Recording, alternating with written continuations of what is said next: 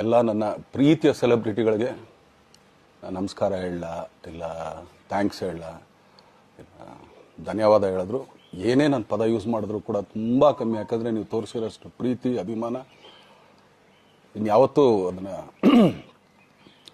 ಅದು ಯಾವ ಥರ ರಿಟರ್ನ್ ಮಾಡೋದು ನನಗೂ ಗೊತ್ತಾಗಲ್ಲ. ಬಟ್ ಇವತ್ತು ಆ್ಯಕ್ಚುಲಿ ಇಲ್ಲಿ ಕೂತ್ಕೊಳ್ಳೋಕ್ಕಾಗಲಿ ಹೇಳೋಕ್ಕಾಗಲಿ ಒಂದೇ ಒಂದು ರೀಸನ್ ಏನಂತಂದರೆ, ಈಗ ಆ್ಯಕ್ಚುಲಿ ಬರ್ಡೇ. ಯಾಕಂದರೆ ನೀವುಗಳು ತುಂಬ ಆಸೆ ಪಟ್ಟಿದ್ರಿ, ನನಗೂ ತುಂಬಾ ಆಸೆ ಇತ್ತು. ಯಾಕಂದರೆ ಪ್ರತಿಯೊಬ್ಬರನ್ನು ಮೀಟ್ ಮಾಡಿ ಥ್ಯಾಂಕ್ಸ್ ಹೇಳೋಣ ಅಂತೇಳಿ. ಯಾಕಂದರೆ ಪ್ರತಿ ಸಲ ನೀವು ಬಂದಾಗಲೂ ಎಲ್ರಿಗೂ ನಿಂತ್ಕೊಂಡೆ ಆ್ಯಕ್ಚುಲಿ ಕೈ ಕೊಟ್ಕೊಂಡು ಎಲ್ರಿಗೂ ಒಂದು ಥ್ಯಾಂಕ್ಸ್ ಇಲ್ಲ ವಿಷಸ್ ತೊಗೊಳ್ತಾ ಇದ್ವಿ. ಬಟ್ ಈ ಸಲ ಒಂದೇ ಒಂದು ಪ್ರಾಬ್ಲಮ್ ಏನಂತಂದರೆ, ಏನೋ ದೊಡ್ಡ ಪ್ರಾಬ್ಲಮ್ ಅಂತ ನಾನು ಹೇಳ್ತಲ್ಲ, ನನ್ನ ಹೆಲ್ತ್ ಇಶ್ಯೂ ಅಷ್ಟೇ, ಇನ್ನೇನೂ ಇಲ್ಲ. ಯಾಕಂದರೆ ನಾನು ತುಂಬ ಹೊತ್ತು ನಿಂತ್ಕೊಳ್ಳೋಕ್ಕಾಗಲ್ಲ.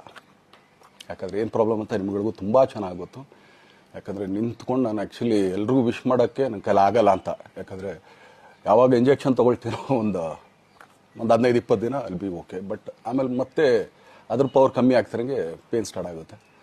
ಸೊ ಆಪ್ರೇಷನ್ ಅನ್ನೋದು ಕಟ್ಟಿಟ್ಟು ಬುತ್ತಿ, ಅದು ಎಲ್ರಿಗೂ ಗೊತ್ತು, ನನಗೂ ಗೊತ್ತದು. ಸೊ ಅದಂತೂ ಮಾಡಿಸ್ಲೇಬೇಕು ನಾನು. ಆದರೆ ಈಗಿರೋ ಕೆಲಸಗಳಲ್ಲಿ ಯಾರಾದ್ರು ನಾನು ಒಪ್ಕೊಂಡಿದ್ದೀನಿ ಸಿನಿಮಾಗಳು. ಸೊ ಯಾಕಂದರೆ ನಾನೆಲ್ಲ ನನ್ನ ನಿರ್ಮಾಪಕರಿಗೂ ಥ್ಯಾಂಕ್ಸ್ ಹೇಳೋಕ್ಕೆ ಇಷ್ಟಪಡ್ತೀನಿ. ಯಾಕಂದರೆ ಇಷ್ಟು ದಿನ ಕಾದರು.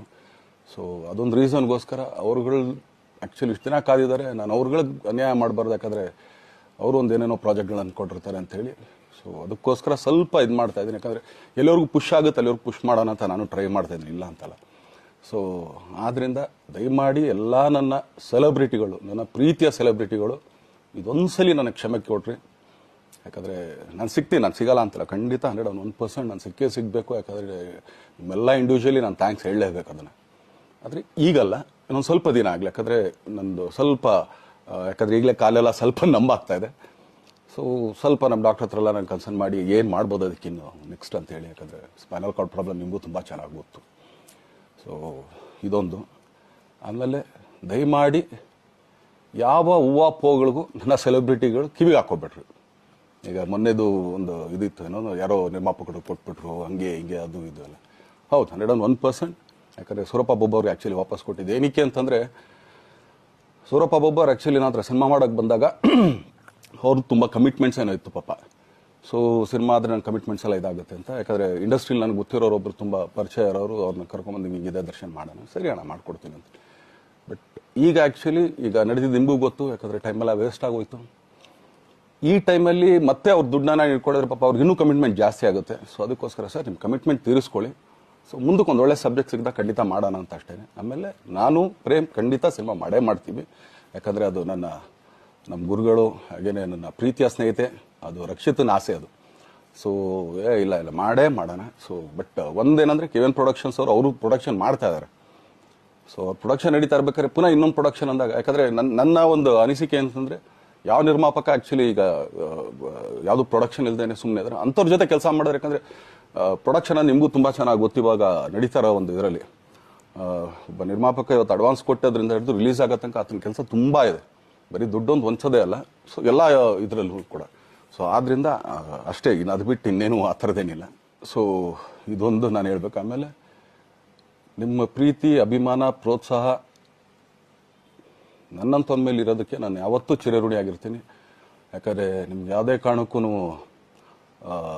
ಏನಂತಾರೆ ಅದನ್ನು ತೀರ್ಸೋಕ್ಕೆ ನನ್ನ ಕೈಲಾಗಲ್ಲ.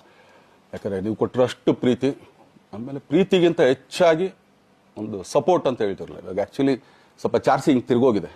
ಬಟ್ ಆದರೂ ಇವತ್ತು ಹಿಂಗೆ ನಿಂತ್ಕೊಳ್ಳೋಕ್ಕೆ ಹಿಂಗೆ ಸಪೋರ್ಟ್ ಕೊಡ್ತಾ ಇದ್ದಾರಲ್ಲ. ಸೊ ಅದಕ್ಕೆ ನಾನಾಗಲಿ ನನ್ನನ್ನು ನಂಬ್ಕೊಡೋರು ಎಲ್ಲರೂ ಕೂಡ ನಿಮ್ಗಳಿಗೆ ಚಿರಋಣಿ ಅಂತ ಹೇಳೋಕ್ಕೆ ಇಷ್ಟಪಡ್ತೀನಿ. ಆಮೇಲೆ ಈ ಮುಖಾಂತರ ನಾನು ಒಂದು 3 ಜನಕ್ಕೆ ತುಂಬಾ ಥ್ಯಾಂಕ್ಸ್ ಹೇಳಬೇಕು. ಎಸ್ಪೆಷಲಿ ನಮ್ಮ ಹೀರೋ ಧನ್ವೀರ್ ಅವ್ರಿಗೆ. ಯಾಕಂದರೆ ಆತ ಪಾಪ ಯಾವಾಗಲೂ ಜೊತೆಲೇ ಇದ್ದು ನಮಗೊಂದು ದೊಡ್ಡ ಬೆನ್ನೆಲುಬು, ಮಾರಲ್ ಸಪೋರ್ಟ್ ಆಗಿದ್ದು. ಸೊ ಧನ್ವೀರ್ ಅವ್ರಿಗೂ ಥ್ಯಾಂಕ್ಸ್. ಹಾಗೆಯೇ ನಮ್ಮ ಬುಲ್ಬುಲ್ ರಚಿತಾರಾಮ್ ಅವ್ರಿಗೂ ತುಂಬಾ ಥ್ಯಾಂಕ್ಸ್.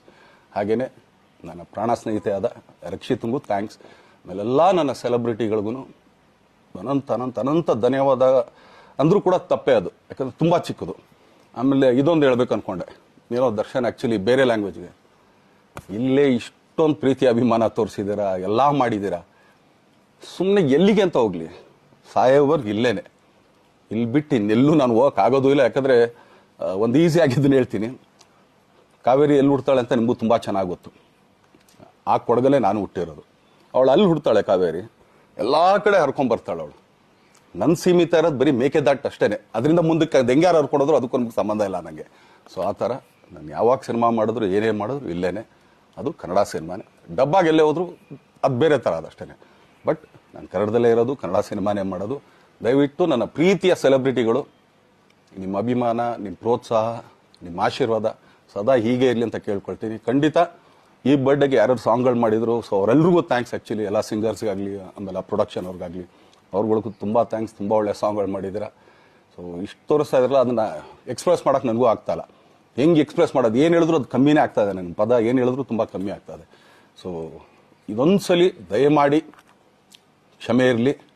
ಸೊ ಖಂಡಿತ, ಬಟ್ ಆದಷ್ಟು ಬೇಗ ನಿಮ್ಗಳಿಗೆ ಸಿಗ್ತೀನಿ ನಾನು. ಅದು ಯಾವಾಗ ಅಂತ ಹೇಳ್ತೀನಿ. ಸೊ ಅಲ್ಲಿವರೆಗೂ ಮೊಟ್ಟೆಗೆ ಹಾಕ್ಕೊಳ್ಳಿ.